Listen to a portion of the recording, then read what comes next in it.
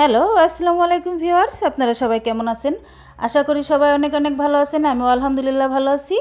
আপনাদেরকে আজকে দেখাতে যাচ্ছি সাদা আটার রুটি সাথে কষা মুরগির মাংস। তো প্রথমেই চুলায় একটা আমি কড়াই বসিয়ে দিয়েছি।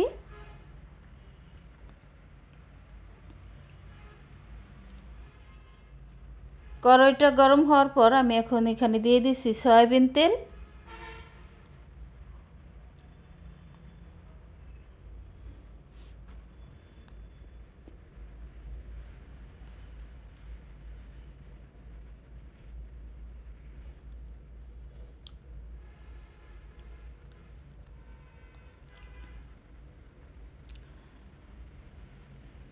তেল গরম হওয়ার পর আমি এখানে দিয়ে দিচ্ছি বেশ কিছু পরিমাণ পেঁয়াজ কুচি।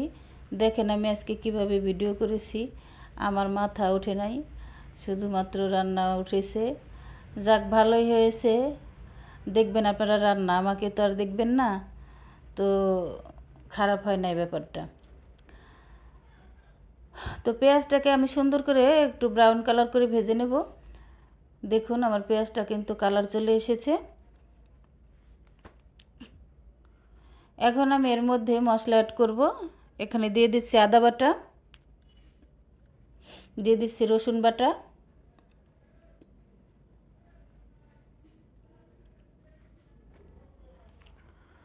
তো দেখুন আমি আদা রসুন বাটা এখানে দিয়ে দিয়েছি। এখন এর মধ্যে দিয়ে দিচ্ছি আমি হলুদ গুঁড়ো,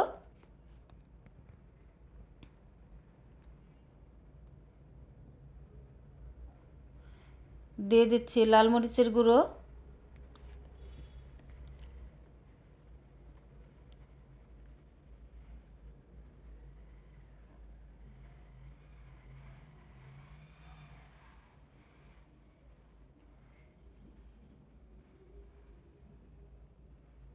দিয়ে দিচ্ছি এখানে জিরের গুঁড়ো,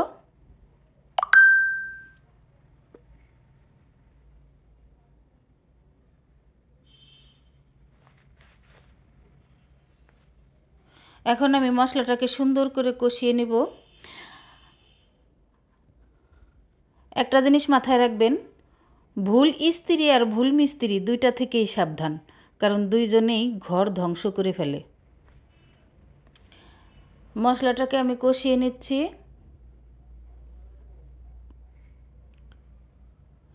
এই কষানোর কাজটা কিন্তু তাড়াহুড়া করলে হবে না, একটু সময় নিয়ে করতে হবে।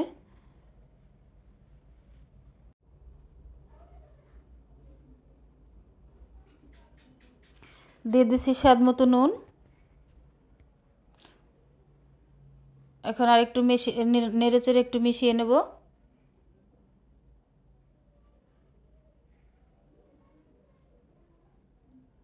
যখন দেখবেন এভাবে মশলা থেকে তেল ছেড়ে দিয়েছে, তখন এই মাংসটা দিয়ে দিবেন। আমি কিন্তু মাংসের ভিতরে একটা টুকরো করে আলু কেটে দিয়েছি।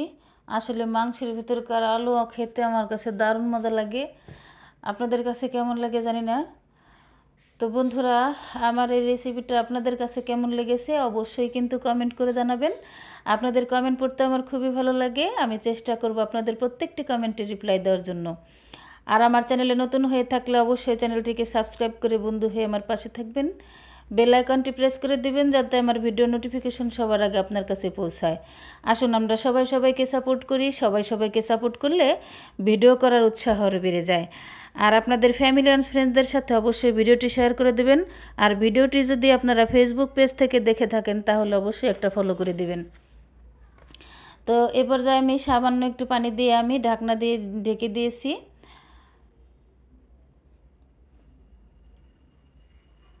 তো নেড়েচেড়ে আমি কিন্তু অফ ক্যামেরায় বারবার ঢাকনা খুলে খুলে নেড়েচেড়ে দিয়েছি যাতে নিচে পুড়ে না যায়।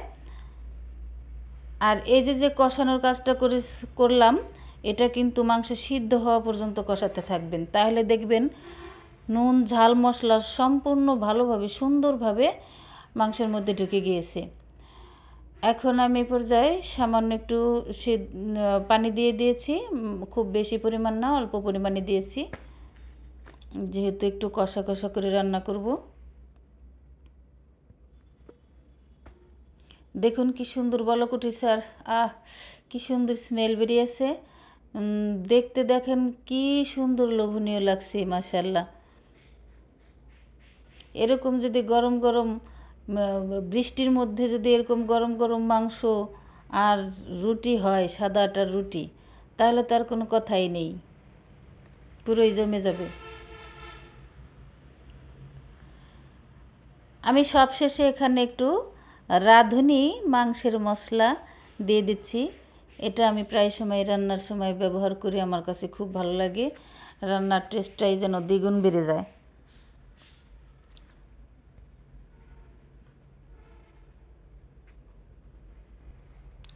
আমি মশলাটা দিয়ে আবারও কিন্তু নেড়েচেড়ে দিয়েছি, আবার একটু ঢাকনা দিয়ে দিচ্ছি।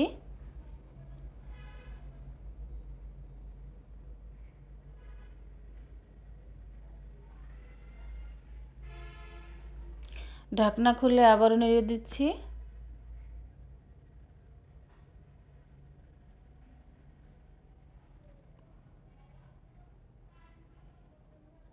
তো বন্ধুরা, আমার রান্নাটা হয়ে গেছে, আজ তাহলে এই পর্যন্তই। আল্লাহ হাফিজ।